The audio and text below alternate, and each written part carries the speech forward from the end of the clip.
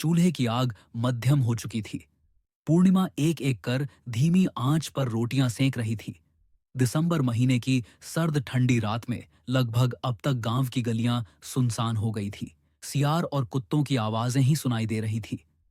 पूर्णिमा अपना काम निपटाकर चूल्हे के पास ही बैठी है, बिल्कुल शांत, नजरें दरवाजे ओर टिकी हुई है।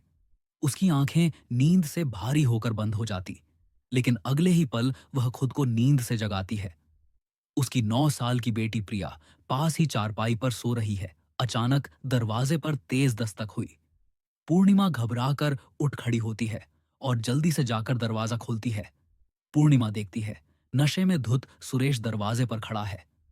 रोज की तरह वह आज भी शराब पीकर आया है। दरवाजा खोलने में इतनी देर क्यों लगाई? मर गई थी क्या?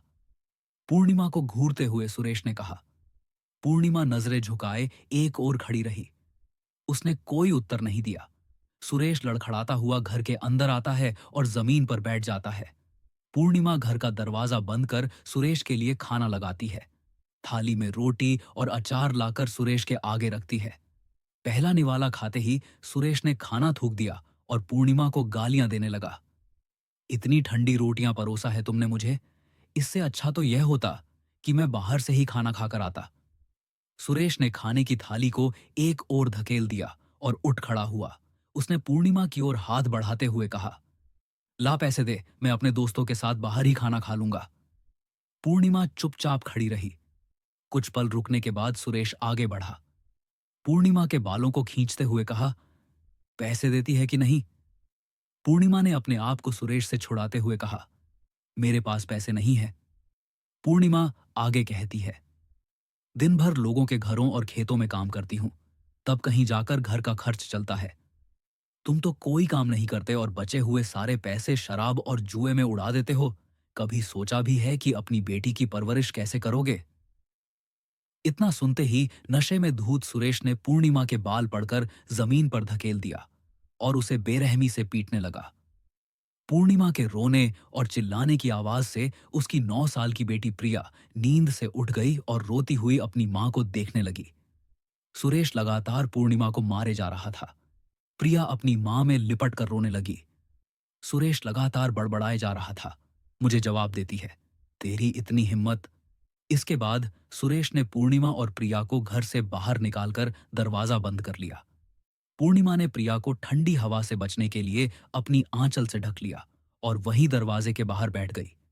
कुछ घंटे तक वह वहीं बैठी रही, फिर उठकर सड़क की ओर जाने लगी। वह अपनी इस जिंदगी से ऊब चुकी थी। लगभग 1 घंटे चलने के बाद वह पटना जंक्शन रेलवे स्टेशन पर पहुंची। वह प्लेटफार्म पर चुपचाप खड़ी थी। प्रिया हैरान होकर अपनी मां को देखती और पूछती, मां, हम कहां जा रहे हैं? पूर्णिमा ने कोई जवाब नहीं दिया। दूर से आती हुई ट्रेन की हॉर्न सुनाई दे रही थी।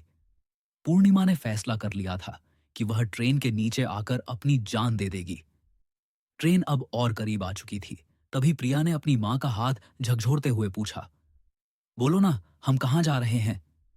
पूर्णिमा ने अपनी बेटी प्रिया की ओर देखा। उसका मासूम चेहरा देखकर उसे अपनी गलती का एहसास हुआ। उसने सोचा, मैं आत्महत्या नहीं कर सकती।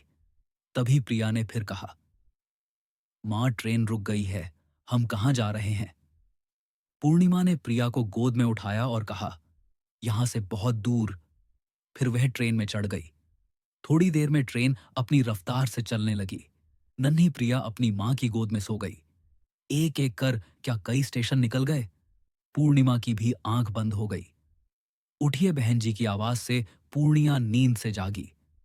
पास खड़े व्यक्ति ने कहा, यह रेलगाड़ी का आखिरी पड़ाव है, इसके आगे यह ट्रेन नहीं जाएगी। पूर्णिमा प्रिया को लेकर ट्रेन से उतरी। रेलवे स्टेशन पर इधर उधर नजरें दौड़ाई। उसने एक व्यक्ति से पूछा, यह कौन सा स्टेशन है? उसे व्यक्ति ने बताया, यह कोटा जंक्शन है। पूर्णिमा राजस्थान पहुंच चुकी थी। पूर्णिमा ने सोचा, नए शहर में गुजारा करने के लिए कुछ काम करना होगा जिसके लिए कुछ पैसों की जरूरत होगी। वह अपने पैरों की पायल बेच देती है और उससे जो पैसे मिले उन पैसों से वह किराए का एक कमरा लेती है और सड़कों पर घूम घूम कर कलम बेचने का काम करती है। थोड़े ही दिनों में पूर्णिमा की आर्थिक हालात सुधरने लगती है। जैसे जैसे दिन बीतते हैं उसकी आमदनी और बढ़ जाती है। उसने कुछ पैसे जमा किए और टिफिन सर्विस का काम शुरू किया। इस काम से पूर्णिमा की आमदनी भी अच्छी हो गई और उसे एक नई पहचान मिली। उसने प्रिया का एडमिशन एक अच्छे स्कूल में कराया। प्रिया पढ़ाई में बहुत होशियार थी। धीरे धीरे कई साल बीत गए और प्रिया ने अपनी इंजीनियरिंग की पढ़ाई पूरी की। प्रिया को एक बड़ी कंपनी में जॉब मिला। अभी वह अपनी मां के साथ नए मकान में रहने लगी। पूर्णिमा भी अब अपने पुराने जीवन को भूल चुकी थी। एक दिन सुबह प्रिया ऑफिस जाने के लिए निकल रही थी। तभी उसने देखा उसका वॉचमैन दरवाजे पर खड़े भिखारी को धक्के देकर भगा रहा है। यह देखकर प्रिया ने वॉचमैन से कहा, यह क्या तरीका है? यह कैसा बर्ताव है? उसने उस बूढ़े भिखारी से कहा, माफ करना बाबा, आपको क्या चाहिए? भिखारी ने प्रिया से कहा, कल से कुछ नहीं खाया, थोड़ा खाना मिलेगा। प्रिया अपने खाने का डब्बा घर में ही भूल गई थी। पूर्णिमा भी प्रिया का टिफिन लेकर घर से बाहर आई। प्रिया ने अपनी मां से कहा, मां, इनको कुछ खाने को दे दो। पूर्णिमा ने भिखारी की ओर देखा। पूर्णिमा भिखारी को देखकर हैरान रह गई। पूर्णिमा ने कहा, सुरेश, तुम तुम इस हालत में? सुरेश की आंखों से आंसू बह रहे थे।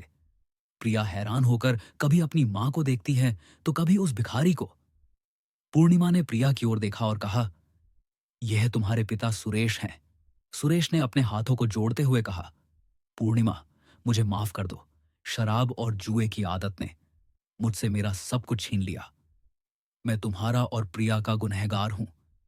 पूर्णिमा ने सुरेश से कहा, भूल जाओ उन बातों को। जो वक्त बीत गया उसे वापस तो नहीं लाया जा सकता, लेकिन अब हमारा परिवार पूरा हो गया। पूर्णिमा की यह यात्रा हमें सिखाती है कि साहस, मेहनत और क्षमा से जीवन की हर कठिनाई जीती जा सकती है। नशा परिवार तोड़ता है, लेकिन प्रेम, साहस और क्षमा परिवार को फिर से जोड़ देता है। क्या आपने या आपके किसी अपने ने भी ऐसा संघर्ष झेला है? अपनी राय और अनुभव नीचे कमेंट में जरूर साझा करें।